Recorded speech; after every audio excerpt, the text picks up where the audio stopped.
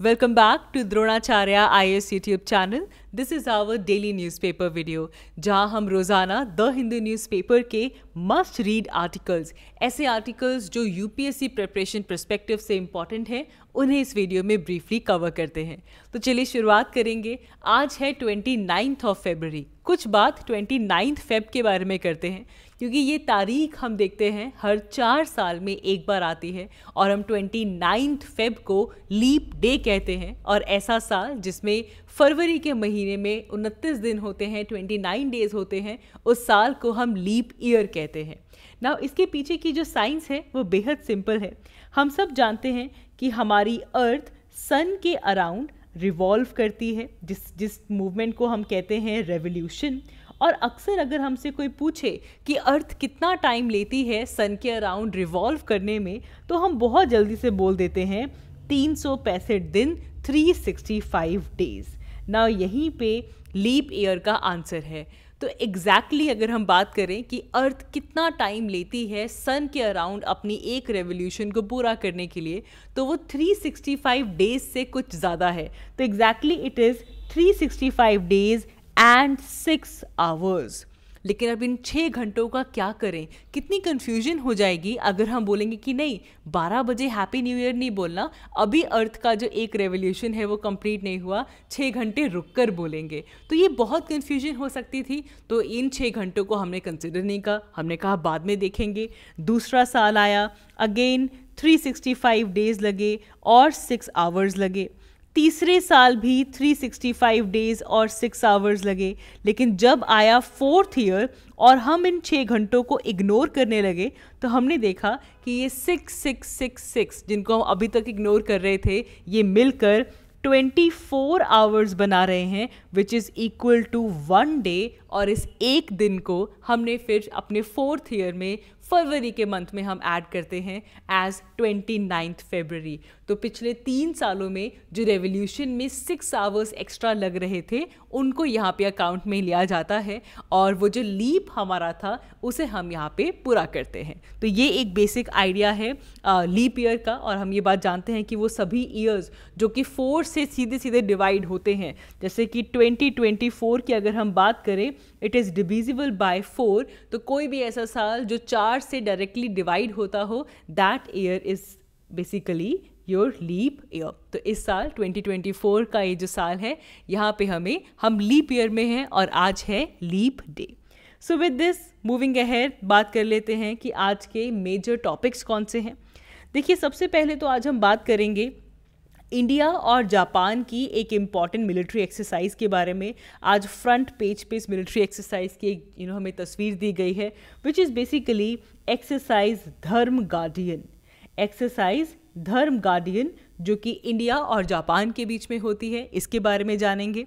We will also talk about India and South Korea's relation, क्योंकि बहुत जल्द देखिए ये बात है कि इंडिया और साउथ कोरिया के बीच में ऑलरेडी एक कॉम्प्रिहेंसिव इकोनॉमिक पार्टनरशिप एग्रीमेंट चल रहा है, लेकिन इसकी अपग्रेडेशन को लेकर जो बातचीत है वो काफ़ी तेज़ हो गई है। इवन कोविड से पहले भी ये बात हो रही थी कि साउथ कोरिया के साथ जो इकोनॉमिक पार्टनरशिप है, इसे अपग्रेड किया जाएगा। तो इसी की लाइंस पे हो सकता है कि अपग्रेडेशन हो जाए, बिकॉज इस साल साउथ कोरिया के जो प्रेसिडेंट हैं वो इंडिया विजिट करेंगे, ये उनके एनवॉय ने कहा है। तो इसीलिए थोड़ा सा समझेंगे कि इंडिया और साउथ कोरिया के रिलेशंस एग्जैक्टली कहाँ पे स्टैंड करते हैं। अपार्ट फ्रॉम दैट, इंडिया और नेपाल के रिलेशंस के पर्सपेक्टिव से भी आज हमारे पास एक न्यूज़ है। रिसेंटली इंडिया और नेपाल में पावर पैक्ट हुआ है और उसी पावर पैक्ट से जुड़ा हुआ ये आर्टिकल है, जहाँ पे हम समझेंगे कि क्या है इंडिया और नेपाल का power pact. And we also throw a light on Pancheshwar project. And lastly 2 articles और हैं हमारे पास। एक आर्टिकल आज ड्रग प्रॉब्लम के ऊपर हाईलाइट करता है। देखिए, इंडिया के अगर हम लोकेशन देखते हैं तो हमारे आसपास जो कंट्रीज़ हैं वहाँ पे जो ड्रग की प्रॉब्लम है वो बहुत ज़्यादा है और इसका कुछ इन्फ्लुएंस इंडिया के ऊपर भी होता है। And therefore we take very hard steps to eradicate such issue. और वही न्यूज़ आप देखिए, गुजरात की कोस्ट से कुछ 3300 kgs का जो ड्रग है उसे सीज किया गया है। तो कितना इम्पॉर्टेंट है स्ट्रिक्टली ड्रग्स को इरेडिकेट करना इंडिया में और एक कंट्रोल विजिलेंस बना के रखना। तो इसकी एक इंसाइट हम यहाँ पे लेंगे। And will also talk about the ultra rich people of India, क्योंकि 2023 में इंडिया में जो अल्ट्रा रिच लोग हैं उनकी संख्या बढ़कर 6% हो चुकी है। तो ये कुछ आर्टिकल्स हैं आज के हमारे न्यूज़पेपर के। शुरुआत करेंगे एक्सरसाइज धर्म गार्डियन के साथ।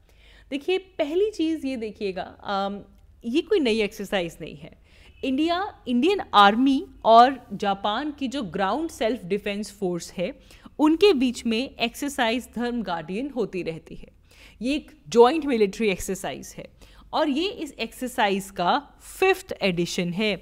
तो ये पहली बार नहीं हो रही है, this is the 5th edition of Dharma Guardian exercise, जो कि इंडिया और जापान के बीच में होती है सबसे पहले।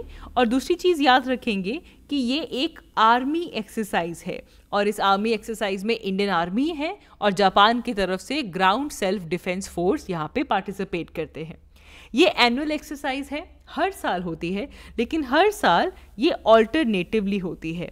मतलब एक साल ये जापान में होगी और एक साल ये इंडिया में होगी। बात करें 2024 के धर्म गार्डियन एक्सरसाइज की, तो ये इस साल इंडिया में हो रही है। इंडिया के राजस्थान में ये एक्सरसाइज ऑर्गेनाइज की जा रही है, पहली बात। अब देखिए, जब भी कोई जॉइंट मिलिट्री एक्सरसाइज होती है तो उसका एम क्या होता है? द एम इज़ बेसिकली कि कंट्रीज़ की जो मिलिट्री कोऑपरेशन है उसे बढ़ाया जाए, और साथ ही में अगर कभी भी कोई जॉइंट ऑपरेशन करना पड़ता है तो ऐसे केस में जो कैपेबिलिटीज़ हैं वो कंबाइंड कैपेबिलिटीज़ के तौर पे आए। वैसे भी हमारे यूनाइटेड नेशंस के चार्टर के अंदर भी ये चीज़ आती है कि अगर कोई सेमी अर्बन एनवायरनमेंट में कोई जॉइंट ऑपरेशन कंडक्ट करना पड़ता है, एग्जीक्यूट करना पड़ता है, तो ऐसे केस में कंट्रीज़ के बीच में एक कंबाइंड कैपेबिलिटीज़ होनी चाहिए। ठीक है जी। अब एक चीज़ यहाँ से इम्पॉर्टेंट है, इंडिया और जापान के बीच में और कौन कौन सी एक्सरसाइजेज होती हैं। धर्म गार्डियन आज हम न्यूज़ में देख रहे हैं। अपार्ट फ्रॉम दिस, एक तो आर्मी की एक्सरसाइज कौन सी है, धर्म गार्डियन, पता चल गया। एयरफोर्स, इंडिया और जापान की एयरफोर्स में जो एक्सरसाइज होती है इसे कहा जाता है शिन्यू मैत्री। याद रखेंगे बात, शिन्यू मैत्री is the air force exercise between India and Japan. और इसी के साथ साथ एक बहुत फेमस जो है दैट इज वीर गार्डियन। देखो, वीर गार्डियन सबको याद रहता है, गार्डियन, आर्मी वाली हो गई धर्म गार्डियन और एयरफोर्स वाली हो गई वीर गार्डियन, ये नहीं भूलेंगे आप। आपने एक और चीज़ याद रखनी है विच इज़ शिन्यू मैत्री, ये भी एयरफोर्स एक्सरसाइज है। इसी के साथ साथ जो नेवल एक्सरसाइज होती है, एक है इसमें जिमैक्स, बहुत सिंपल है, जापान इंडिया मिलिट्री एक्सरसाइज जिसके अंदर जो कि एक नेवल कैरेक्टर की है।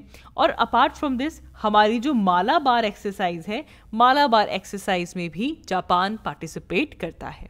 ठीक है जी। So these are some bilateral exercise, some important exercises जो कि इंडिया और जापान के बीच में होती हैं। अक्सर प्रीलिम्स में डायरेक्ट क्वेश्चन आ जाता है, तो इसीलिए याद रखेंगे। मूविंग अहेड, बात करते हैं इंडिया और नेपाल की। ना, इंडिया और नेपाल लास्ट मंथ से ही न्यूज़ में है। रीज़न बीइंग, हमने दोनों ही कंट्रीज़ ने मिलकर एक लॉन्ग टर्म एग्रीमेंट साइन किया है which deals with the export of power. तो पावर को लेकर ये पैक्ट, पावर को लेकर ये एक एग्रीमेंट आया है। बेसिकली 7th जॉइंट या फिर कह लो मीटिंग थी, जॉइंट कमीशन मीटिंग थी इंडिया और नेपाल के बीच में, जॉइंट कमीशन मीटिंग, जहाँ पे ये जो एग्रीमेंट है इसे इंक किया गया। ऑफ कोर्स इस पावर पैक्ट से इंडिया और नेपाल अपनी जो टाइज़ हैं उनको और स्ट्रेंथन अप करना चाहता है। तो क्या बेसिक बातें पता होनी चाहिए। पहली चीज़, इंडिया और नेपाल के बीच में एक बायलैटरल एग्रीमेंट साइन हुआ है which talks about the export of 10,000 megawatts of power in the next 10 years. अगले 10 सालों में 10,000 मेगावाट्स ऑफ पावर जो है वो एक्सपोर्ट होगा नेपाल का, इंडिया के पास आने वाला है। So this basically increase the export of the Nepali power towards India over the 10-year period. ठीक है जी। एंड यहाँ पे उसके बाद इस, क्योंकि अगर पावर की आपको ट्रेड करना है तो जो क्रॉस बॉर्डर में जो ट्रांसमिशन लाइंस हैं उनको इनॉग्रेट करना होगा। जॉइंटली बहुत सारी लाइंस इनॉग्रेट की भी जा रही हैं। इसी के साथ साथ रिन्यूएबल एनर्जी में भी कोऑपरेशन के लिए एग्रीमेंट साइन किए गए हैं और सैटेलाइट सर्विस की भी यहाँ पे बात की गई है। तो जो मेजर टेक अवे है वो तो आपने याद रखना है कि पावर एक्सपोर्ट का एग्रीमेंट हुआ है, जहाँ पे नेपाल अपनी 10,000 मेगावाट्स ऑफ पावर जो है वो इंडिया को एक्सपोर्ट करेगा इन द नेक्स्ट 10 ईयर्स। ठीक है, अब देखो इंडिया और नेपाल इमीडिएट नेबर्स हैं, हमारा बॉर्डर टच करता है एक दूसरे के साथ and we have a special friendship and collaboration. हमारे पास ओपन बॉर्डर सिचुएशन है, पीपल टू पीपल कनेक्शन बहुत ज़्यादा स्ट्रॉन्ग है एंड इवन किंगशिप और कल्चर में भी हमें कनेक्शंस देखने के लिए मिलते हैं। अब पहली बात तो ये प्रीलिम्स पर्सपेक्टिव से याद रखना कि नेपाल के साथ इंडिया की वो कौन कौन सी स्टेट्स हैं जो अपना बॉर्डर शेयर करते हैं। So let's start from the western side. Uttarakhand अपना बॉर्डर शेयर करता है। उत्तराखंड के बाद आता है यूपी, फिर आता है बिहार, फिर आता है West Bengal and then comes Sikkim. तो ये वो स्टेट्स हैं इंडिया की जो अपना बॉर्डर शेयर करती हैं किसके साथ? नेपाल के साथ। कुछ 1850 किलोमीटर का हमारा बॉर्डर है नेपाल के साथ। और वैसे भी इंडिया और नेपाल के बीच में the treaty of peace and friendship जो है वो 1950 से चलती आ रही है और वही हम दोनों कंट्रीज़ के बीच में एक स्पेशल कह लीजिए कि बेड रॉक है दोनों कंट्रीज़ का। लेकिन यहाँ पे एक चीज़ याद रखेंगे कि कुछ पॉइंट्स ऐसे हैं जिसे लेकर अभी तक हमारे पास सहमति नहीं है, जैसे कि पंचेश्वर मल्टीपर्पज़ प्रोजेक्ट। अब यहाँ पे एम यही है कि ऑफ कोर्स यहाँ से एनर्जी भी जनरेट की जाएगी और इसके वाटर को इरिगेशन पर्पस के लिए यूज़ किया जाएगा। लेकिन दोनों ही साइड्स में इसके प्रपोजल्स को लेकर कि कितनी इलेक्ट्रिसिटी, कितना एरिया इरिगेशन का, उसे लेकर अभी तक क्लैरिटी नहीं है या फिर कह लीजिए कि सहमति नहीं है। तो ऑफ कोर्स जो भी डायलॉग्स इंडिया और नेपाल के बीच में होते हैं उसमें पंचेश्वर प्रोजेक्ट जो है उसके ऊपर कोई बातचीत नहीं होती। तो एक तो यहाँ पे एक चीज़ आपने याद रखनी है, वो ये है कि ये जो आपका पंचेश्वर प्रोजेक्ट है ये महाकाली रिवर के ऊपर सिचुएटेड है एंड इसी को लेकर इवन 1996 में महाकाली ट्रीटी भी हुई थी एंड उसी महाकाली रिवर के ऊपर है पंचेश्वर प्रोजेक्ट। लेकिन किस तरह इसकी इलेक्ट्रिसिटी को डिवाइड किया जाए, किस तरह इरिगेशन के लिए इसको यूज़ किया जाए, तो इसे लेकर जो टर्म्स हैं उसके ऊपर अभी तक कोई ऐसी सहमति नहीं है एंड इसीलिए एक शांति भी देखने के लिए मिलती है when it comes to the Pancheshwar project. और वही आज की हेडलाइन भी है, India Nepal official dialogue silent on the landmark Pancheshwar project. तो रिवर याद रखेंगे, महाकाली रिवर के ऊपर ये प्रोजेक्ट लोकेटेड है जो कि इंडिया और नेपाल के बीच में है। ठीक है जी, मूविंग अहेड बात करते हैं साउथ कोरिया की। इंडिया साउथ कोरिया, देखिए south Korea has a very special relations with India. अगर हम सेपा की बात करें, कॉम्प्रिहेंसिव इकोनॉमिक पार्टनरशिप एग्रीमेंट की बात करें, तो इसकी अपग्रेडेशन का जो पॉइंट है वो काफ़ी ज़्यादा चल रहा है। We want to promote business to business interactions. We want to increase the trade and investment between the two countries. क्योंकि वैसे भी इंडिया और साउथ कोरिया के बीच में एक टारगेट हमने सेट किया हुआ है कि बाय 2030 हमारा जो बायलेटरल ट्रेड है वो $50 बिलियन तक पहुंच जाना चाहिए। 2018 में ये टारगेट सेट किया गया था। ठीक है, तो रेगुलरली दोनों कंट्रीज़ के बीच में नेगोशिएशंस होती हैं। कौन कौन सी डिफ़िकल्टीज़ फेस कर रही हैं बिजनेस कम्युनिटीज़, उन सबको यहाँ पे रूल आउट किया जाता है। सो बायलेटरल ट्रेड को बूस्ट अप करने के लिए दोनों ही कंट्रीज़ म्यूचुअल एडवांटेज के साथ सामने आती हैं। अब देखिए, जो अगर कॉम्प्रिहेंसिव इकोनॉमिक पार्टनरशिप आता है, ये एक तरह का फ्री ट्रेड पैक्ट है जो कि बेसिकली ऑलरेडी 2010 से इफ़ेक्टिव है। ये बात याद रखो कि जो सेपा है, कॉम्प्रिहेंसिव इकोनॉमिक पार्टनरशिप एग्रीमेंट, ये हमारा साउथ कोरिया के साथ 2010 से इम्प्लीमेंट हो रहा है। अब हम जो बात कर रहे हैं that is about upgrading it, हम इसके अपग्रेडेशन की बात कर रहे हैं। ठीक है, साउथ कोरिया के साथ, जापान के साथ हमारा सेपा है एंड यूएई के साथ हमारी नेगोशिएशंस एंड सब चल रही हैं। तो साउथ कोरिया के साथ लंबे टाइम से हमारा ये कॉम्प्रिहेंसिव इकोनॉमिक पार्टनरशिप एग्रीमेंट चलता हुआ आ रहा है एंड इसे अब अपग्रेड करने की बात हो रही है। ठीक है। सो वेरी इंपॉर्टेंट, हमारे साउथ कोरिया इंडिया का मेजर प्लेयर है when it comes to the Act East policy. So we are trying to promote our economic cooperation with South Korea, cultural ties and to develop a strategic relationship with such countries. Moving ahead, next हमारे पास देखो recently क्या है, एक report आई है which is the wealth report of 2024। ये wealth report release की है नाइट फ्रैंक इंडिया ने। एंड इस नाइट फ्रैंक इंडिया की रिपोर्ट के हिसाब से इंडिया के अंदर जो अल्ट्रा हाई नेटवर्थ इंडिविजुअल्स हैं, अल्ट्रा हाई नेटवर्थ इंडिविजुअल्स, उनकी संख्या लास्ट ईयर के कंपैरिजन में 6% इंक्रीज हुई है। अब कौन है, अब देखो हमारे लिए इंपॉर्टेंट है कि कौन ऐसे लोग हैं जिनको हम कहते हैं अल्ट्रा हाई नेटवर्थ इंडिविजुअल्स। सो ऐसा इंडिविजुअल जिनकी नेटवर्थ $30 मिलियन से ज़्यादा की हो, 30 मिलियन ज़्यादा की नेटवर्थ अगर किसी इंडिविजुअल की है तो उनको हम कंसिडर करते हैं एज अल्ट्रा रिच या फिर अल्ट्रा हाई नेटवर्थ इंडिविजुअल। ठीक है, तो ये जो हमारा नंबर है इंडिया के अंदर वो इंक्रीज हो चुका है। तो इतनी बात याद रखेंगे, $30 मिलियन से ज़्यादा का अगर किसी के पास वेल्थ है तो उनको हम कहते हैं ultra high net worth individuals. Moving ahead, lastly बात करते हैं ड्रग्स के बारे में, the drug abuse, how to control the drug usages, the challenges related to the drug abuse in India. देखिए सबसे पहले न्यूज़ तो यही है कि गुजरात की कोस्ट से कुछ 3,300 kgs का जो ड्रग है वो सीज ऑफ किया गया है। लास्ट ईयर हमने अपने करंट अफेयर्स की क्लासेस में भी बात की थी, इन्हीं वीडियोस में डिस्कस किया था कि गोवा के अंदर गोवा मैरीटाइम कॉन्क्लेव हुई थी लास्ट अक्टूबर, जहाँ पे भी ये बात की गई थी कि जो स्मगलिंग है नारकोटिक सब्सटेंस की, that was flagged as the top concern. ठीक है, एंड इवन देखा जा रहा है कि पीछे कुछ टाइम से जो ड्रग ट्रैफिकिंग है, illegal drug trafficking through sea routes, इसमें काफ़ी सर्च हुआ है, इसमें काफ़ी इंक्रीज़ हुआ है। एंड इससे जो मैरीटाइम सिक्योरिटी है हमारे इंडियन ओशन रीजन की, इसे लेकर एक बड़ा चैलेंज बन चुका है। एंड ऑफ कोर्स यहाँ पे तब भी हाईलाइट किया गया था कि इंडियन ओशन रीजन में जितने भी कंट्रीज़ हैं, हम सबको एडिक्वेटली जो इन्फॉर्मेशन है वो शेयर करनी चाहिए, कोलैबोरेटिव एफर्ट्स लेकर आने चाहिए जिससे कि हम ड्रग ट्रैफिकिंग को रोक पाएँ। रीज़न बीइंग, आप यहाँ पे इंडिया की लोकेशन देखिए, ये है इंडिया।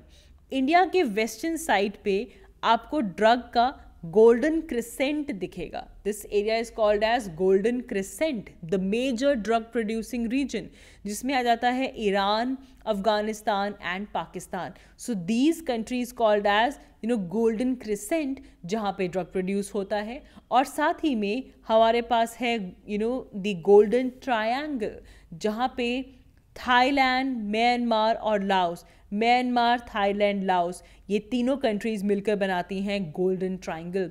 आप देख रहे हैं ये दो major drug producing regions world के, इंडिया इन दोनों रीजन्स के बीच में सिचुएटेड है।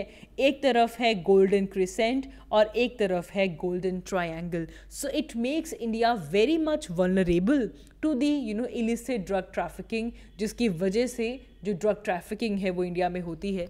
इवन 2022 में वर्ल्ड ड्रग रिपोर्ट आई थी जिसमें कहा गया था कि दुनिया भर में इंडिया के अंदर 4th लार्जेस्ट क्वांटिटी ऑफ जो ओपियम है वो सीज़ किया गया था, और 3rd highest amount of morphine जो है वो सीज़ की गई थी इंडिया के अंदर। तो हमारी लोकेशन ऐसी है कि हमारे आसपास ये मेजर ड्रग प्रोड्यूसिंग एरियाज़ हैं, तो जिसकी वजह से ड्रग प्रॉब्लम को डील करने के लिए गवर्नमेंट काफ़ी स्ट्रिक्ट स्टेप्स लेकर आती है। हमारे पास लॉज हैं, ड्रग्स एंड कॉस्मेटिक्स एक्ट आया, फिर NDPS एक्ट, आप बहुत कॉमनली न्यूज़ में सुनते हो इसके बारे में। What is NDPS? Narcotic drugs and psychotropic substances act of 1985। ये है हमारे पास, जिससे कि ड्रग ऑफेंसेस के केसेस के अंदर बहुत ही स्ट्रिंजेंट पेनल्टीज़ जो हैं वो दी जाती हैं। So there so many other जो हमारे इंडिया में हम ले रहे हैं, स्टेप्स ले रहे हैं जिससे कि हम नारकोटिक्स को कंट्रोल कर सकें इंडिया के अंदर। बट ऑफ कोर्स चैलेंजेस ज़रूर हैं। एक तो हमारी लोकेशन जो है, जो आसपास का जो डार्क नेट है वो हमें काफ़ी ससेप्टेबल बना लेता है। एंड इतना एडिक्वेट इंफ्रास्ट्रक्चर नहीं है, जैसे कि इस आर्टिकल में भी हाईलाइट किया गया। मैरीटाइम रूट से, सी रूट से बहुत ट्रैफिकिंग होती है, तो उसमें इसको मैनेज करने के लिए जितने भी इंडियन ओशन रीजन में कंट्रीज़ हैं उन सबको प्रॉपरली इन्फॉर्मेशन शेयर करनी होगी और एक दूसरे के साथ कोलैबोरेट करना होगा, which is very important to prevent such kind of menace. तो जब तक वो नहीं होगा तो इस तरह से हम न्यूज़ देखते रहेंगे कि इतना सीज़ कर लिया, इतना सीज़ कर लिया, बिकॉज हमारी लोकेशन ऐसी है। So that is all for this video. आज की इस वीडियो के लिए इतना ही। Thank you so much for watching. I will see you all in my next one. Thank you.